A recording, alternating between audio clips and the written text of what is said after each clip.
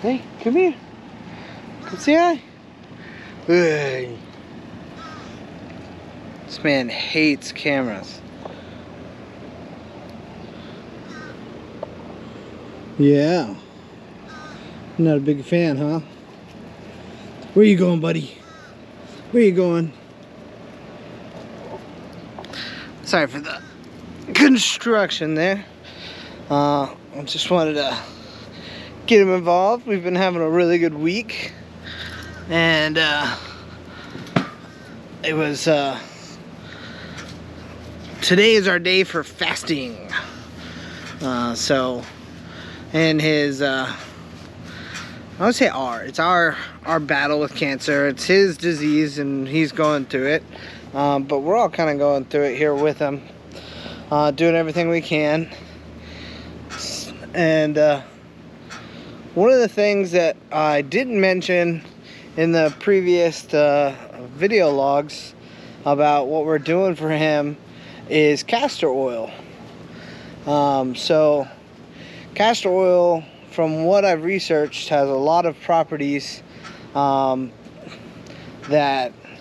can affect scar tissue or damaged tissue, which cancer cells, kind of tumors, would be similar in that fashion. I know there's a holistic doctor that swears by castor oil hot packs.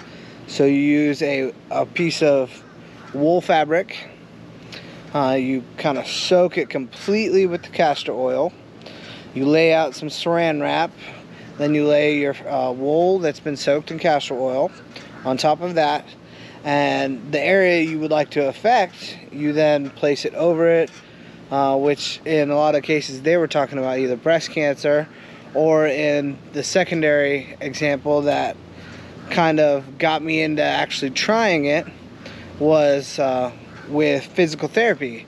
So say after you tore a muscle or had surgery to repair a muscle or anything like that, there was also a physical therapist that I found that used castor oil, and he said it helped reduce scar tissue, helped the muscles feel better, and you use a hot compress. So in this case we use a heating pad, and you place it on, they say 30 minutes to an hour. So what we've been doing, they say 3 days a week on. I've been doing 4 days a week on.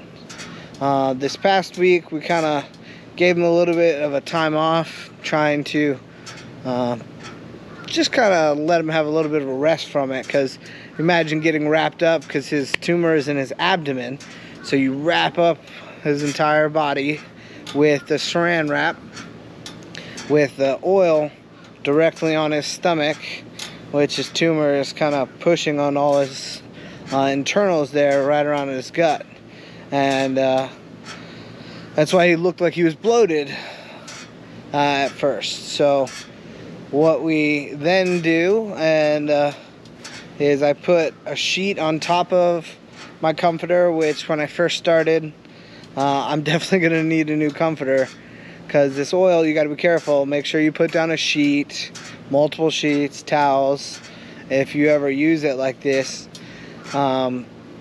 It does not come out of stuff very easily. Now there's a bunch of different things they say it's good for. Arthritis, I think was originally used as like a laxative, and of course everybody knows the castor bean, or if you don't know, was what they derived the chemical compound out of that you get ricin. So at first you're a little bit like, whoa, really? But you can use it as a laxative in the natural cold pressed oil. It's not anywhere near ricin. As well as topical, and it's kind of, I found a lot of information all over with people talking about castor oil, either with cancer or just with physical therapy. And so we've been doing that along with the rest of his protocol, fenbenzonal, curcumin, mushrooms, which we've had an update on the mushrooms.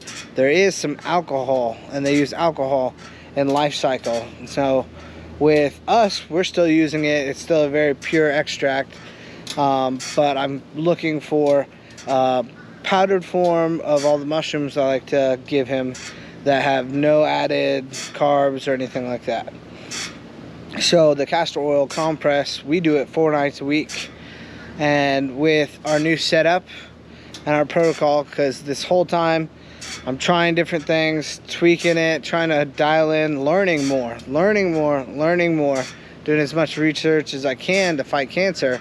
What's good, what foods are good, and then you have to switch it over to what foods are good for dogs. What foods can't hurt dogs, because the red grape is a great one. But there's 2 issues. It has sugar, so glucose, but it has a lot of cancer fighting properties, a lot of preventative properties. And grapes are horrible for dogs, so besides the sugar part. So we've focused on dialing in our protocol, which today we're fasting, so we're all a little bit hungry here, Jaxs and myself. I think my mother even joined us today. And the fast is going well. This is our break, his break from all the supplements, all the medicines, everything. It's only water, and we're still doing the castor oil. So today is our day, basically Sunday, today, and tomorrow, to try to do the most damage we can, because if you have listened to any of my other videos on cancer, what I've researched and found, and I'm no doctor, no physical therapist, no nothing, this is just what I found, just information I found, is cancer feeds off of glucose and glutamine. And the only way to restrict glutamine is with a certain drug called DON, that I know of, and that there's a ton of different restrictions from our government internationally as well. So I mean, it would be something to fight cancer, which isn't very expensive, so they don't really like that.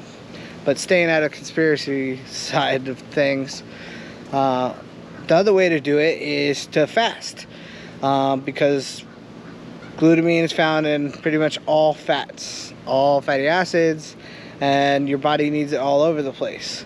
But by fasting and trying to exercise, which we've got 2 of our walks in today, we're going to try to get 3 more. We normally do 4, but we'll try to do as much exercise today as possible for him, so that we use any stored up glutamine for his muscles and anything like that. And the mixture of full dose of fenbenzonol yesterday and stopping eating at 5, and then we don't do anything today besides the castor oil external, and then tomorrow we'll try to wait as long as we can to add on the hours to the fast. Once he eats, you give him the medication fenbenzonol, so his glutamine levels should be down, if not all the way gone, which is what our goal is, to starve cancer. And then he gets another full dose of the fenbenzonol, which is microbial pathways that cancer cells and parasites, which is why it's a dewormer, get glucose. So you're restricting glucose through diet with ketogenic diet, as well as through the medication with fenbenzonol, and then you're restricting the blood vascular buildup with turmeric. And I am going to start adding garlic. I just need to do a little more research on safe levels for canines. That is a very good blood vessel inhibitor, anti-angiogenesis, I believe is the terminology. And so Sunday, Monday, and Tuesday are our 3 main days, and then the rest of the week he gets a quarter dose of the fenbenzonol, so we keep blocking glucose as well as doing the ketogenic diet, limiting his sugar levels, glucose, as much as possible. But then through the week we build up his body weight, his immune system, so it has a chance to kind of get in there and fight like hell, and do everything we can. Now, one of the other main things, I've made a change this past week and this weekend, and we're gonna do again tonight. We did a little bit during the day. I've been playing classical music. So I know I talked about stress. Stress will literally raise your glucose, your sugar levels. One of the examples I found was a gentleman who is now cancer-free. He was doing the therapy, metabolic therapy, and he had everything dialed in. He was monitoring his glucose levels, and they were all low, and a friend came over with a golf game to help him kind of relax and just still have company and be by himself, because he was trying to dial this in very, very to the minute detail, so cut off any distractions to make sure his stress levels were down. Just kept checking his glucose, everything was fine, playing the golf game, but he then switched with his buddy to playing Warzone, which, I mean, it's a shoot 'em up great game and I love it. So for me, I'm actually probably I need a little more fun, but also I'm pretty focused on my diet and focused on getting him better. So I'm thinking about playing Warzone, but it increases your stress level a little bit. And he was checking his blood glucose level, and it spiked on him. So changing nothing else, no other variables in the scientific process that he had besides a little bit more stress by playing the video game. Maybe he wasn't good, or maybe it's just all the action going on. It changed the stress level. So we are listening to classical music, especially when I do the compress with castor oil. Turn the heating pad on medium, get it nice and dark, have the classical music playing, just on low, so you can hear it well, but nothing too loud or anything like that. Get all the lights off, and he just kind of lays down sideways on the bed, and this is at night, so it's kind of getting him to sleep. He does take his CBD, and we just de-stress, but he's doing good. We're having a really good week. It's my birthday week. Weight-wise, I was down to 349 yesterday. I'm up to 355. So that was after going out with my buddy from California and having a few responsible drinks, watching the Bucks beat Detroit. And so I think it was a decent little elevation there, but not bad at all. And I'm getting right back on the horse. I only have a couple other plans for my birthday, so shouldn't be too bad. And I'm gonna have fun and make sure I have fun, but also stick to my diet and keep going strong on the other days. So I hope everybody's having a great week. Get outside, enjoy the beautiful fresh air. That's another thing I'd like to talk about more, is oxygen. You guys are amazing for all the support. Jaxs is having a good week. We're doing good. We're kicking butt, taking names, and much love, everybody. Take care.